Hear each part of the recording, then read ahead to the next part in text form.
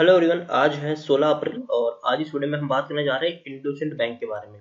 देखिए, इंडोसिंड बैंक को लेकर एक बहुत बड़ी खबर निकल कर सामने आई है और काफी बड़ी खरीदारी की है। काफी बड़ी खरीदारी यहाँ पर देखने को मिली है। इस वीडियो में हम बात करेंगे आखिर कौन सा प्लेयर है जिसने इतनी बड़ी खरीदारी की है और आने वाले दिनों में हमें खरीदारी करनी चाहिए कि नहीं इंडोसिंड बैंक में, उसके बारे में भी हम इस वीडियो में बात करेंगे। लेकिन उससे पहले अगर आपने अभी तक चैनल को सब्सक्राइब नहीं किया है तो प्लीज अभी इसे सब्सक्राइब कर लीजिए, क्योंकि आगे भी बहुत सारी वीडियोस हैं जो आपको काफी ज्यादा हेल्प करेंगे। तो चलिए शुरू करते हैं। तो जैसे कि आप देख सकते हैं कि 433 रुपए के ऊपर शायद ट्रेड कर रहा है। आज हल्की सी तेजी जरूर देखने को मिली है। हालांकि आज मार्केट पॉजिटिव नोट पर खुला है और डेफिनेटली उसमें एक तेजी हमें जरूर देखने को मिली है। मार्केट अप है आज। अगर हम देखने की कोशिश करें इंडोसिंड बैंक के बारे में तो 424 रुपए का प्रीवियस क्लोज है और 440 रुपए के आसपास का हाई बना है। 413 रुपए तक का लो भी बना है। अभी तकरीबन 2% का ग्रोथ यहाँ पर हमें देखने को मिल रहा है। पिछले एक महीने की अगर हम बात करें तो पिछले एक महीने में 34% की गिरावट है। 660 रुपए से शेयर गिरता हुआ नीचे आया है। 301 रुपए तक का लो बनाया, वापस से 436 पे चला गया, वापस से गिरा, 313 पर आया, अब वापस से उठकर ये 433 रुपए तक पहुंच गया है।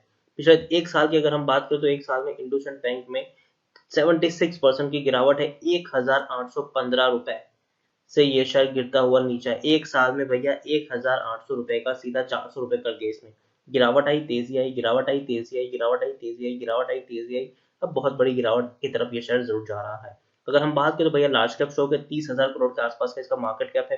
एनएससी में अगर हम देखने की कोशिश करें तो 1.5 करोड़ के आसपास का वॉल्यूम ट्रेड देखने को मिला है और अभी वक्त हुआ है दोपहर के 12:30 हो रहे हैं और 1.5 करोड़ जितना वॉल्यूम ट्रेड ऑलरेडी यहाँ पर हो चुका है। अगर हम बात करने जाए तो भैया शेयर होल्डिंग में तो 55% से भी ज्यादा की होल्डिंग यहाँ पर एफआईएस के पास है और एफआईएस ने काफी बड़ी होल्डिंग यहाँ पर इंक्रीज की है। म्यूचुअल फंड के पास 10.86% की होल्डिंग है। इंश्योरेंस कंपनी के पास 3.20% की होल्डिंग है। नॉन इंस्टीट्यूशनल इन्वेस्टर के पास 15.45% की होल्डिंग है। जैसे कि आप देख सकते हैं कि प्रमोटर यहाँ पर कौन है, इंडोसिंड इंटरनेशनल होल्डिंग है जिनके पास 9.61% की होल्डिंग है और हाईएस्ट प्रमोटर होल्डिंग वही है और उनकी 26% जितनी होल्डिंग प्रमोटर की गिरवी है। 37 म्यूचुअल फंड्स ने पैसा लगाया, 442 एफआईएस ने पैसा लगाया है और हाईएस्ट पब्लिक होल्डर यहाँ पर यूरो पैसिफिक ग्रोथ फंड है जिनके पास 3.66% की होल्डिंग है। इंडिविजुअल इन्वेस्टर होल्डिंग 6.90% की देखने को मिली है। डिविडेंड डेफिनेटली पे करा है 75% का, मतलब पर शेयर 7.5 रुपए आपको मिल रहे हैं। लेटेस्ट अपडेट जो निकल कर सामने आई है वो ये कुछ इस तरीके से कि गोल्डमैन सैच्स ने यहाँ पर बहुत सारे शेयर्स खरीदे हैं। तकरीबन 176 करोड़ रुपीस के शेयर्स यहाँ पर इंडोसिंड बैंक में खरीदे हैं। तो हम ऑलमोस्ट कह सके कि 14 लाख शेयर्स इन्होंने खरीदे हैं 430 रुपए के भाव पर। तो न्यूज कुछ इस तरीके से कि गोल्डमैन शेयर्स Singapore Pte on Wednesday picked up shares worth rupees 176 crore in IndusInd bank through an open market. देखिए, ओपन मार्केट से 175 करोड़ से भी ज्यादा के रुपए के शेयर्स इन्होंने उठाए हैं बल्क डील में। According to the bulk deal data on the National Stock Exchange, Goldman Sachs जो सिंगापुर की कंपनी है उन्होंने 14 लाख शेयर खरीदे हैं और एवरेज प्राइस है 430 रुपए। 430 रुपए के भाव से खरीदे हैं। अभी शेयर ट्रेड कर रहा है 433 रुपए के ऊपर, तो ज्यादा ऊपर ट्रेड नहीं कर रहा है। जहां पर खरीदे हैं उसी के आसपास ट्रेड कर रहा है। तो देखिए, टोटल वैल्यू जो है इसकी तो वो है तकरीबन 176 176 करोड़ से भी ज्यादा की इनकी वैल्यूज हमें देखने को मिल रही है और ये एनएससी का डेटा है और उसके द्वारा ये बात पता चली है। तो काफी बड़ी खबर हम इसको कह सकते हैं, जरूर एक बहुत बड़ी खबर है। अगर हम बात करें तो भैया शेयर में आप देखिए 1800 रुपए से शेयर गिरता हुआ नीचे आया है। रीजन ये है कि इंडोसिंड बैंक का एनपीएस जो है वो काफी ज्यादा हो सकता है, क्योंकि जो इनका निवेश है वो ऐसी कंपनियों में है जो डूबने वाली है या फिर डूब सकती है। जैसे कि टेलीकॉम कंपनी में एक बहुत बड़ा निवेश है इनका और भी रिटेल जो और रियलिटी सेक्टर है वहां पे भी इनका निवेश है। और दूसरा जो यहाँ पर है कि इनकी 61% जितनी लोन बुक है वो माइक्रो क्रेडिटर के उन्होंने दिया हुआ है। तो यहाँ पर है कि कोरोना के चलते यहाँ पर खतरा पैदा हो सकता है और उसी के चलते शेयर्स में एक बड़ी हमें गिरावट भी देखने को मिल रही है इंडोसिंड बैंक में। हालांकि यहाँ पर अगर हम बात भी करने जाए कि भैया इंडोसिंड बैंक में पॉजिटिव चीज क्या है, नेगेटिव चीज क्या है, तो सबसे पहले जो नेगेटिव चीज है वो मैं आपको दिखाऊंगा। तो वो ये है कि म्यूचुअल फंड जो है वो यहाँ पर अपनी होल्डिंग गिरा रहे हैं। लास्ट क्वार्टर में गिराई थी। इनका जो नेट प्रॉफिट है और प्रॉफिट मार्जिन है वो भी क्वार्टर टू क्वार्टर डिक्रीज हो रहा है। इनका जो कंपनी जो का जो कर्जा है वो बढ़ रहा है। कंपनी का जो कर्जा है वो बढ़ रहा है। Company with weak financials, company के जो फाइनेंशियल्स है वो उतने सही नहीं है। Weak momentum, price below short medium and long term average. तो मोमेंटम जो है वो भी काफी वीक है, डिक्लाइन हो रहा है इनका नेट प्रॉफिट, कंपनी का कर्जा बढ़ रहा है और तो और decline profit every quarter for last 2 quarters. तो पिछले 2 क्वार्टर से इनका जो प्रॉफिट है वो भी काफी नीचे गिर रहा है। अगर हम स्ट्रेंथ की बात करें तो स्ट्रेंथ में ये है कि rising net cash flow and cash from opening operating activity, तो इनका जो कैश फ्लो है वो धीरे धीरे बढ़ रहा है, ये एक पॉजिटिव खबर है। Increasing revenue every quarter the past 4 quarter, तो देखिए रेवेन्यू इनका थोड़ा बहुत बढ़ रहा है। FIIs and FPI institution are increasing यहाँ पर शेयर होल्डिंग, तो देखिए एफआईएस जो है वो यहाँ पर पैसा खरीद इसमें पैसा लगा रही है। जैसे कि ये एक और एफआईएस आया है गोल्डमैन सैक्स, इन्होंने भी यहाँ पर पैसा लगाया है, तो भैया एफआईएस यहाँ पर पैसा लगा रही है।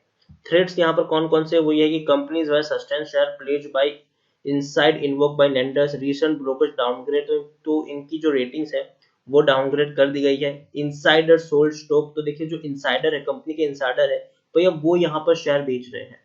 और increase provisioning in recent result, तो जो रिसेंट इन्होंने रिजल्ट आए उन्होंने उसमें इन्होंने जो प्रोविजनिंग की है वो ज्यादा की है, मतलब एनपीए बढ़ने के चांसेस यहाँ पर ज्यादा है। इंडिकेटिंग प्राइस वीकनेस, जो प्राइस जो है उनकी वीकनेस बढ़ने की इंडिकेटिंग भी यहाँ पर है। अपॉर्चुनिटीज की अगर हम बात करें कि भाई आखिर कौन कौन सी अपॉर्चुनिटीज है, तो देखिए ब्रोकरेज अपग्रेड रिकमेंडेशन यहाँ पर की है, मतलब जो ब्रोकरेज हाउसेस है उन्होंने इसको टारगेट प्राइस बढ़ाया है पिछले 3 महीने में। और decrease in NPA in recent result, तो देखिए जो नया रिजल्ट आया है उसमें एनपीए जो है वो थोड़ा सा डिसेंट देखने को मिला है और डिक्रीज हुआ है। Companies with current EMP stock with low PE, तो देखिए स्टॉक काफी कम पीई के ऊपर भी ट्रेड कर, उसके बारे में अगर हम बात करें उससे पहले हम यहाँ पर देखने की कोशिश करेंगे कि इंडोसिंड बैंक की टेक्निकल रेटिंग अभी भी कुछ खास अच्छी नहीं है। देखिए पीई बहुत कम है, 6.70 का है, जबकि इंडस्ट्री भी 25.40 के आसपास है। बुक वैल्यू 381 है, प्राइस टू बुक वैल्यू 1.13 के आसपास है।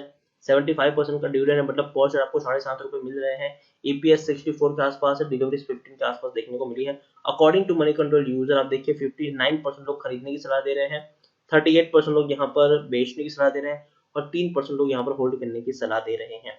अगर हम बात करें तो भैया कर्जा डेफिनेटली इनके ऊपर काफी ज्यादा है, 2,40,000 करोड़ से भी ज्यादा का कर्जा है। अगर हम बात करें तो भैया नतीजे जो आए हैं वो काफी बेहतर है, इनके जो नतीजे हैं वो काफी बेहतर है। हाँ देखिए 1,300 करोड़ का मुनाफा है, उसके बाद पिछले क्वार्टर में 1,380 करोड़ का प्रॉफिट, 1,432 करोड़ का प्रॉफिट, तो भैया प्रॉफिट अच्छा खासा कर रही है।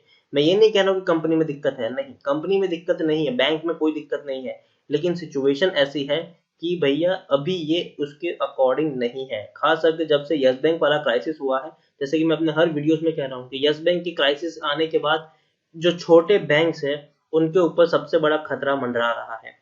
लोग क्या कर रहे हैं, लोग बड़े बैंकों को चूज करना पसंद कर रहे हैं और ना कि इन बैंकों पे भरोसा कर रहे हैं, जैसे कि इंडोसिंड बैंक हो गया, बंधन बैंक हो गया। इन बैंकों पे लोग इतना ज्यादा भरोसा नहीं कर रहे, इवन आरबीएल बैंक पे भी लोग इतना ज्यादा भरोसा नहीं कर रहे हैं। लोग किस बैंक पे भरोसा कर रहे हैं, लोग एचडीएफसी पे पर भरोसा कर रहे हैं, लोग आईसीआईसी पे भरोसा कर रहे हैं, लोग एक्सिस पे भरोसा कर रहे हैं, लोग कोटक पे भरोसा कर रहे हैं, लोग एसबीआई पे भरोसा कर रहे हैं।